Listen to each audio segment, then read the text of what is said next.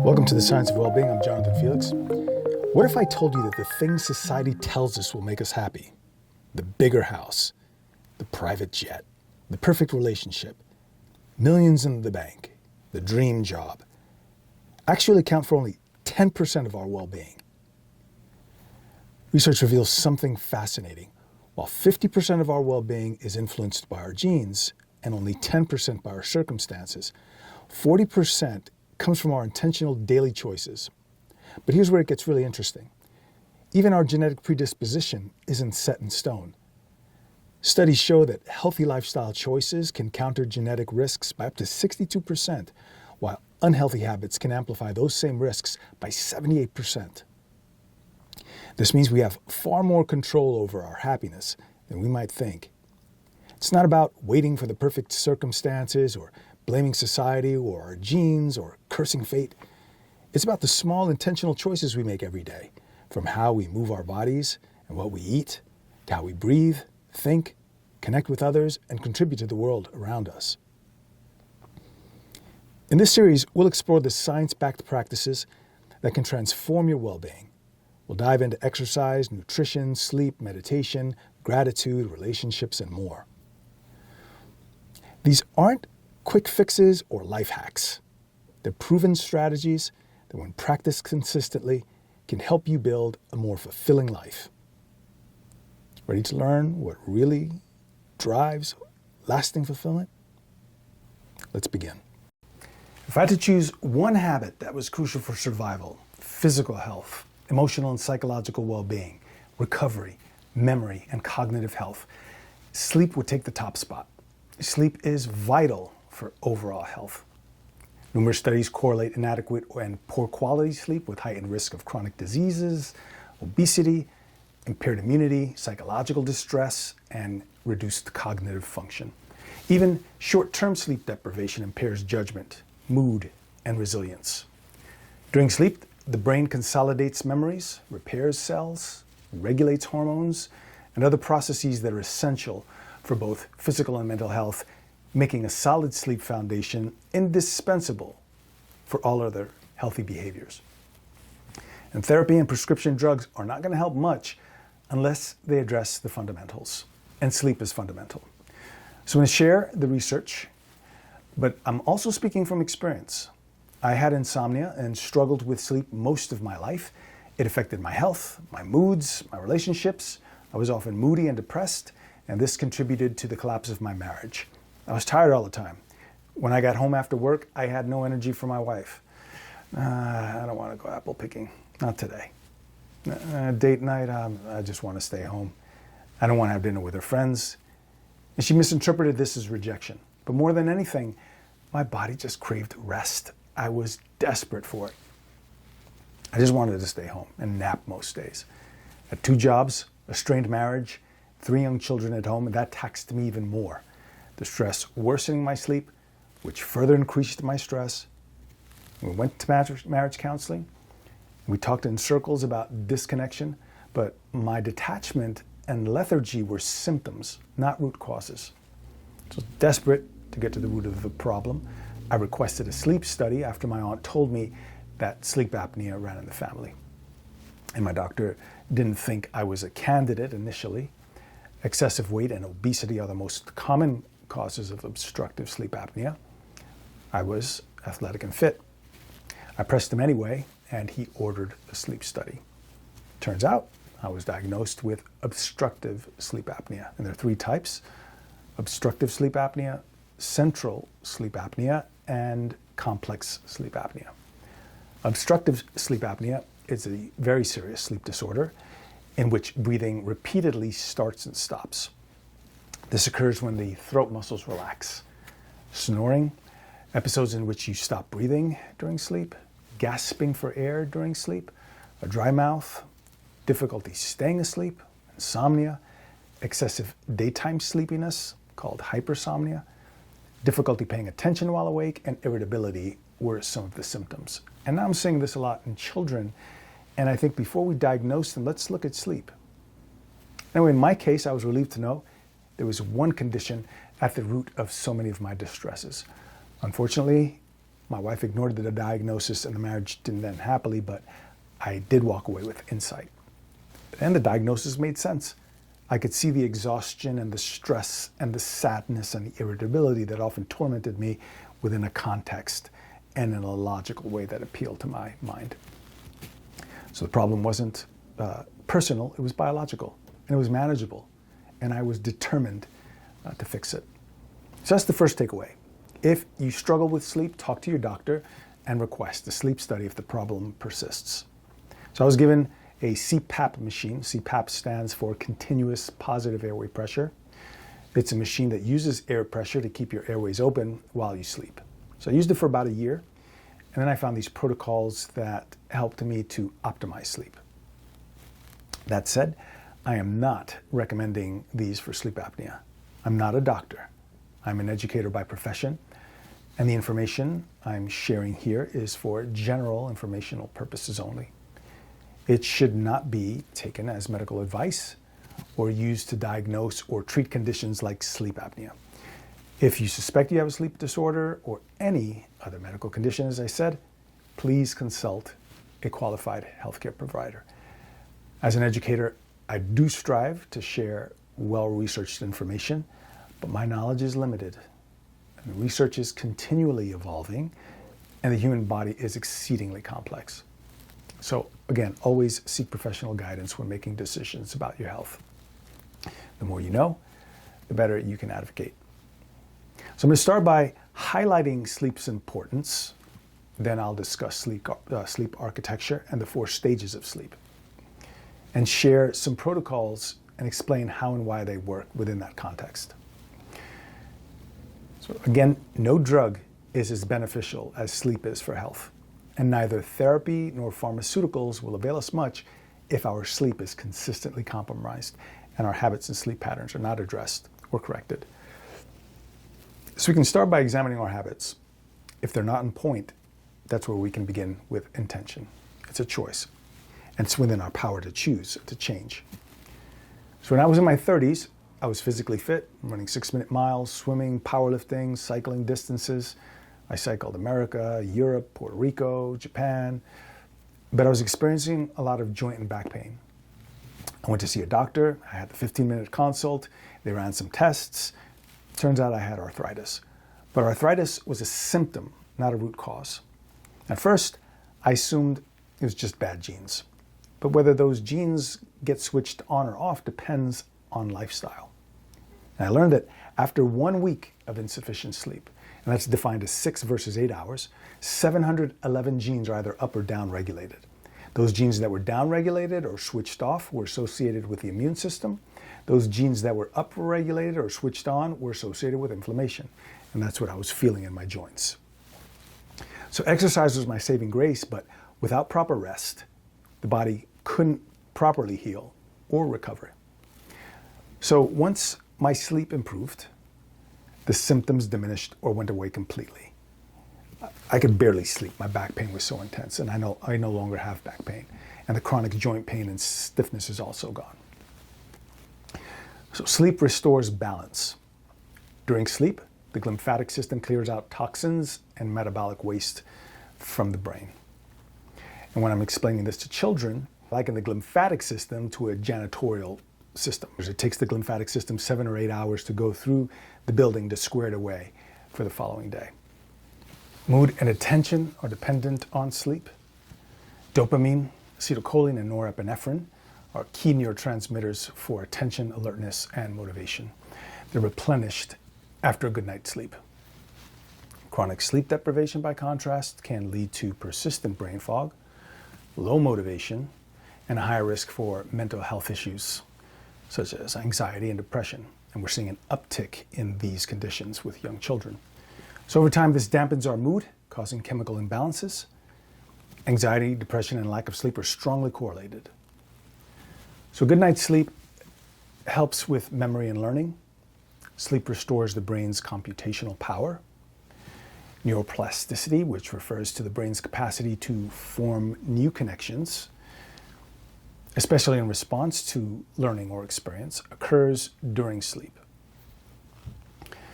Knowledge and memory are consolidated after a good night's sleep. So sleep is essential not only before but after learning. So the brain absorbs new information. There's a 40% decrement in memory consolidation without sleep. Chronic sleep restriction is defined as sleep durations that are more than 4 hours but less than 7 hours a night. Chronic sleep restriction can lead to a range of brain deficits, including impaired attention and learning. It's associated with an increased risk of neuropsychiatric disorders and other conditions. There's a repeating theme here.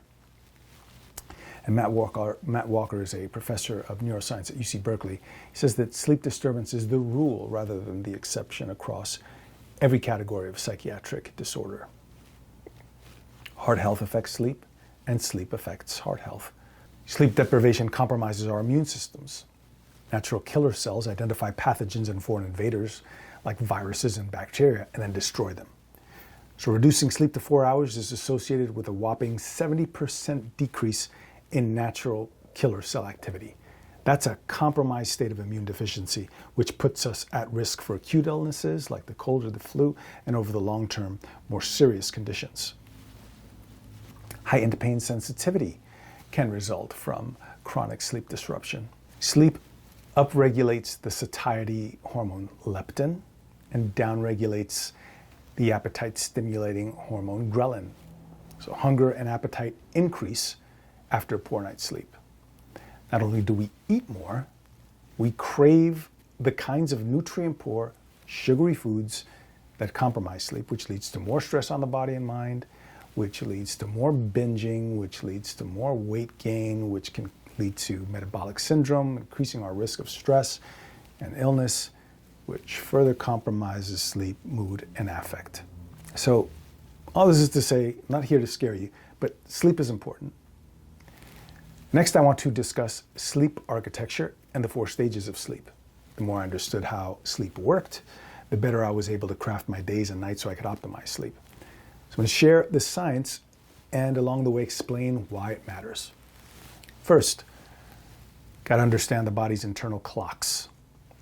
Each cell, the trillions of cells in the human body, they contain clock genes that regulate basic functions at the cellular level, from metabolism to repair. These genes, these clock genes, are entrained or synchronized to natural light cycles, the rising and falling of the sun. That means we have trillions of cellular clocks, not just one, but the main one, the body's master clock, is called the suprachiasmatic nucleus in the brain. And thank you, Dr. Andrew Huberman, for educating us on this. So why does this matter? Because when you get natural morning sunlight, it resets the body's internal clock. This helps your body stay synchronized with the environment and perform its functions at optimal times of the day. The suprachiasmatic nucleus then communicates signals to the body's tissues and organs, and there are subsidiary clocks throughout the body, including the liver and gut.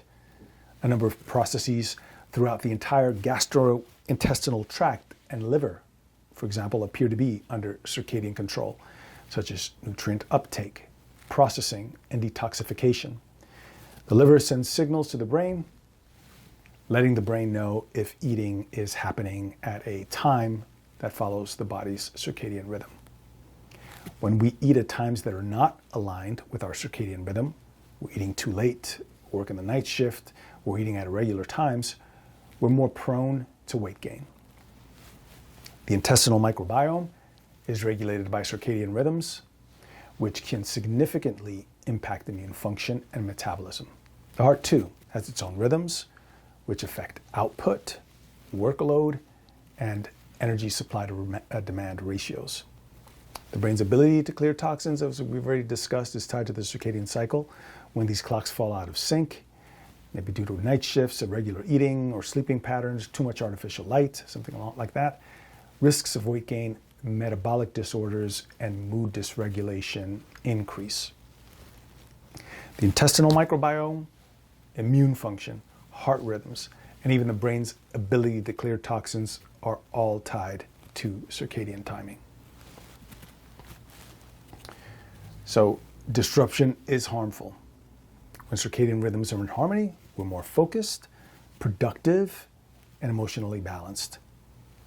Disruption, on the other hand, again, I sound redundant, but it correlates with high risk of many diseases, psychological and physical, and neurodegenerative conditions. So this is why the first recommended guideline for improved sleep is to maintain a consistent sleep schedule even on weekends. Why? Based on what we've just covered, your body's internal clock thrives on regularity. Just like the rising and setting of the sun, it's regular. Going to sleep and waking up at the same time every day helps your body regulate hormones and temperature, making it easier to fall asleep and wake up refreshed. And one of the most important hormones that helps regulate sleep is called adenosine. Adenosine integrates signaling from both light and sleep to regulate that circadian timing. Adenosine encodes sleep history, and this signal modulates that entrainment by light. So adenosine accumulates over the course of the day, and it's strongly correlated with the need for sleep once it tops off. So another recommendation is limiting exposure to screens before bed. Why? Because devices like tablets and phones and TVs, they emit blue light that can suppress the production of melatonin, which is another important hormone crucial for sleep regulation. Reducing screen time at least 30 to 60 minutes before bed can help your body produce melatonin more effectively. Ingesting caffeine later in the day for most people affects the quality and quantity of sleep. Pharmacologically, caffeine is an adenosine receptor antagonist. Again, adenosine is that hormone that helps regulate sleep and sleep induction. Caffeine looks a lot like adenosine, and it blunts adenosine, which explains why it's harder for most people to fall asleep after ingesting caffeine. You don't have time for that adenosine to build up. So the recommendation is watch your caffeine and stimulant intake, because caffeine's effects can last up to 6 hours or more. So limiting consumption, especially in the late afternoon and evening, is key to better rest. And again, sadly, I'm seeing this trend going the other way with kids. They're drinking these high energy, highly caffeinated drinks, and it's compromising their sleep. So we cycle through 4 stages: non-rapid eye movement stages 1 to 3, and then rapid eye movement or REM sleep. Non-rapid eye movement stage 1 is the transition to sleep. Brain activity slows, heart rate, breathing, and eye movements decrease. The thalamus unplugs, which limits sensory interpretation. This is why it's important to establish a calming bedtime routine. Why? Because engaging in relaxing activities like reading, gentle stretching, listening to soft music signals to your brain that it's time to wind down. And this transition lowers stress hormones and helps prepare both the body and mind for sleep. So we got to manage that stress and anxiety. Stress hormones like cortisol can keep the brain in a heightened state of alertness. So practices like journaling, deep breathing, meditation can help reduce mental chatter and lower those stress levels, allowing the cortisol to dissolve back into the body, making it easier to drift off. So these are screenshots of my daytime stress levels on 3 days in March. The top number shows my sleep score, which was optimal on all 3 nights. Despite the stressors of the day, I was able to downregulate and relax prior to bed. About an hour before bedtime, I dim the lights. Sometimes I'll wear blue light blocking glasses. I do breath work. I prefer to use wind instruments like the flute, the duduk from Armenia, the quenya from Peru, the moseño from the Andes. So I have a Native American flute. I'm going to play a song fittingly called Lakota Lullaby, but I'm not playing just to play music. What's happening is I'm slowing my breath down to 4 to 6 breaths per minute. And I'm going to count off as I play the song. Breath 1.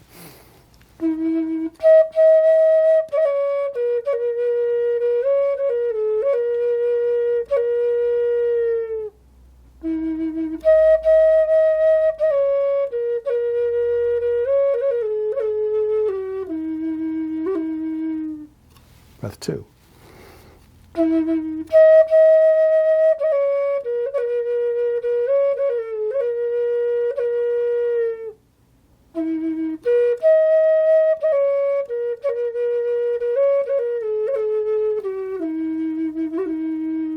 Breath 3.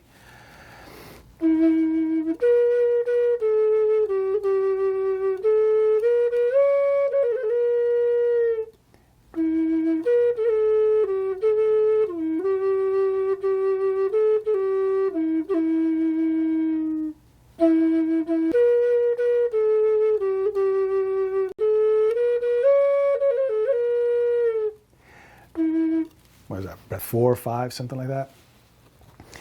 So it keeps my brain engaged. It's relaxing. I'm also learning. I'm tied to tradition. This is a Japanese shakuhachi flute.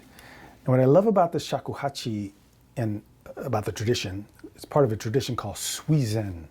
And there were these monks called the Gomuso monks of Japan. And their way to enlightenment, you have sitting Zen, like Zazen. But there was also Suizen, which is a blowing meditation. And you're taking the breath, which is the stuff of life. And when we get into the breath work module, I'm really excited about that one because the breath, you can do so many wonderful things. You can really regulate your physiology at the molecular level with breath. So when I started to learn this, I couldn't even get the embouchure right. I spent like days of just... But because I wasn't tied, this is a very Zen concept, I wasn't tied to outcome. I was just trying to slow the breath down before bed.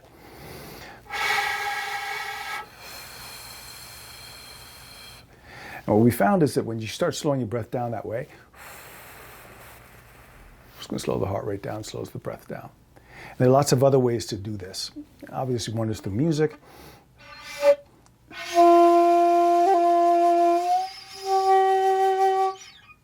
So once I got my first note, it was beautiful, but I wasn't tied to outcomes. So you're training the mind also to be detached. You're relaxing the mind. You're slowing down the breath. You're tying into culture, to history. That's a great way to go to bed. It's a great way to end the day. So there are other ways. I'm into music, but you can do breath work, slow breathing. For example, boxed breathing. This comes from the yogic tradition. And it's very popular now. Even the Navy SEALs are using it to regulate their physiology. You find a count, maybe 3, 4, 5, whatever. You're breathing in, 1, 2, 3. Hold, 1, 2, 3. Breathing out. You hold. For whatever it is. Maybe it's a 4 count. Breathing in for 4. Holding for 4. Breathing out for 4. Holding for 4. What you may find is that as the body begins to relax, the breath starts to slow down, then it becomes easier to hold for 5, and 6, 7. Soon you may be drifting off to sleep. Another one I use is it's a 5.5 breaths, 6 breaths per minute. Slow, regular breathing, in and out.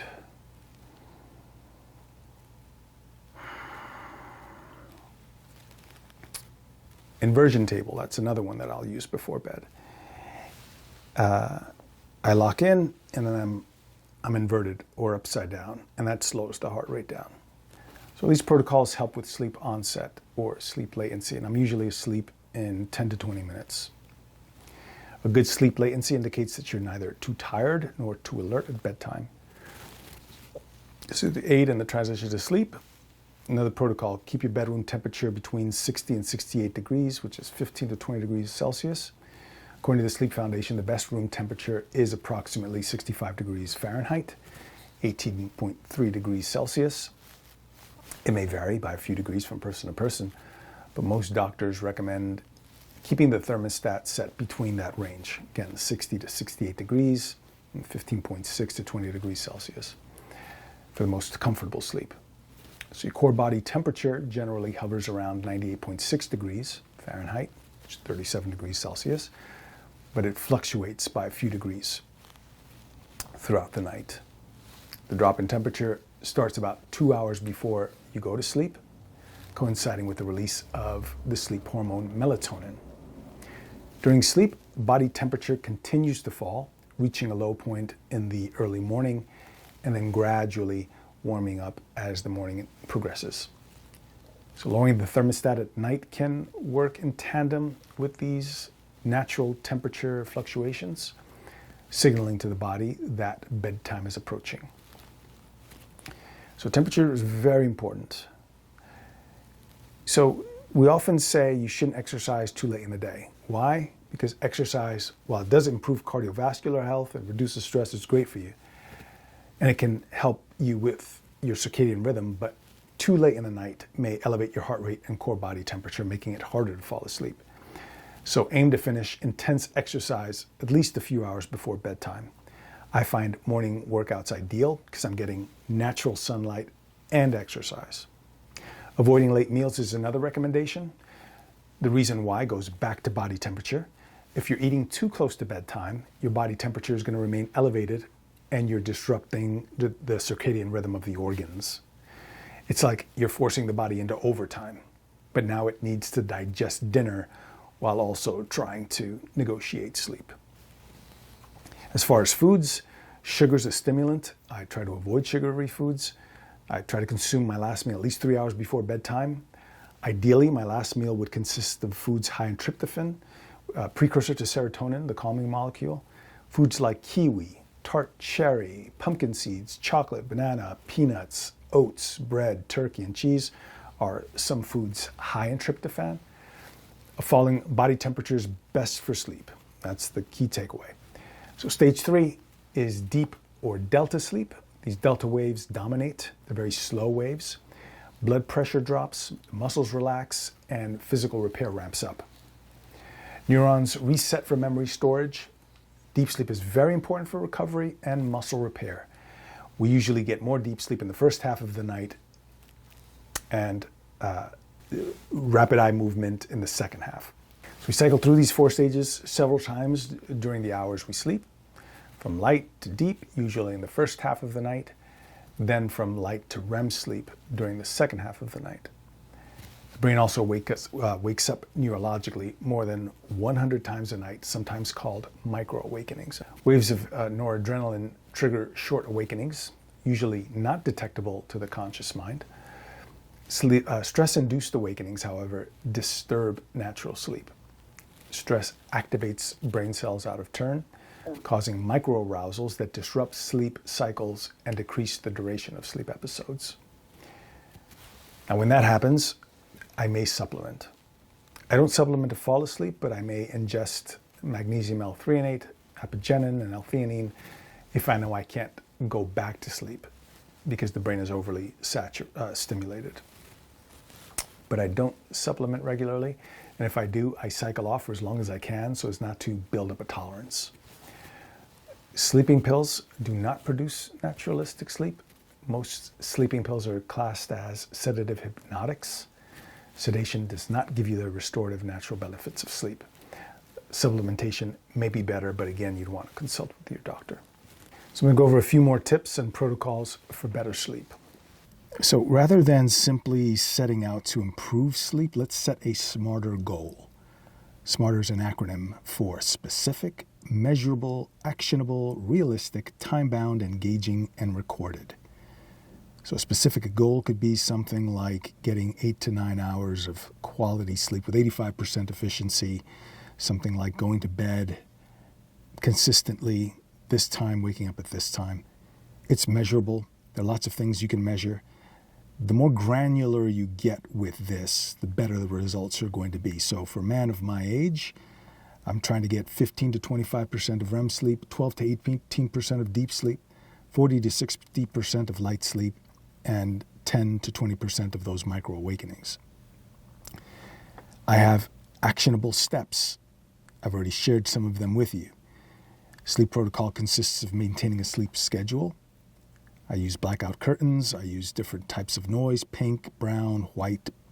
I use earplugs and eye shades. I consume half of my body weight in fluid ounces, usually before 3 p.m. No fluids after 5 p.m. I eat my final meal 3 hours before bedtime. I wear blue light blocking glasses 1 hour before bedtime. I dim the lights about 30 to 60 minutes before bedtime. I keep a record of progress, make sure my mattress and pillow are comfortable. I get my morning sunlight. And there's also some things I say no-go to. Erratic sleep patterns, napping too late or for too long, not getting enough sunlight, keeping the room too hot. I don't smoke. I avoid caffeine after 12. I try to manage stress with breathwork and other protocols. I limit screen time an hour or so before bed. So these are realistic goals. They're time bound. Again, it's going to bed at a certain time, certain percentages of sleep in REM, of deep sleep, of light sleep. I also set goals and I record them. I use the Oura Ring, but there are other products you can use.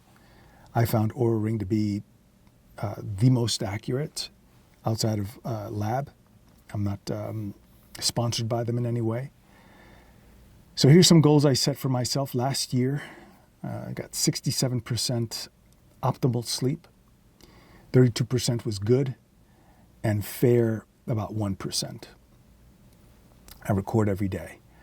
My goal for this year is 75%. So I'm going to try to improve those metrics. 75% optimal sleep, something like 24, 23% good sleep.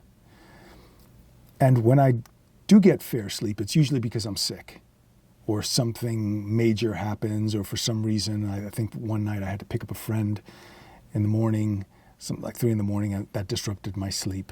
But these are rare events. So here are a few lesser known protocols that I use. A sauna. I saved and purchased a sauna. Saunas are associated with all sorts of benefits, from cardiovascular and cognitive health to physical fitness and muscle maintenance. But there's one more benefit: improved sleep. Heat improves circulation, bringing in essential nutrients for repair and clearing out waste. Heat reduces muscle soreness, helping us relax. Heat increases body temperature, which stimulates sweating, which cools the body, signaling that it's time for sleep. Our circadian cycle is controlled by light and the rise and fall of bodily temperature over the day, as we've already shared. So that's an added benefit. Sweating isn't just for cooling off.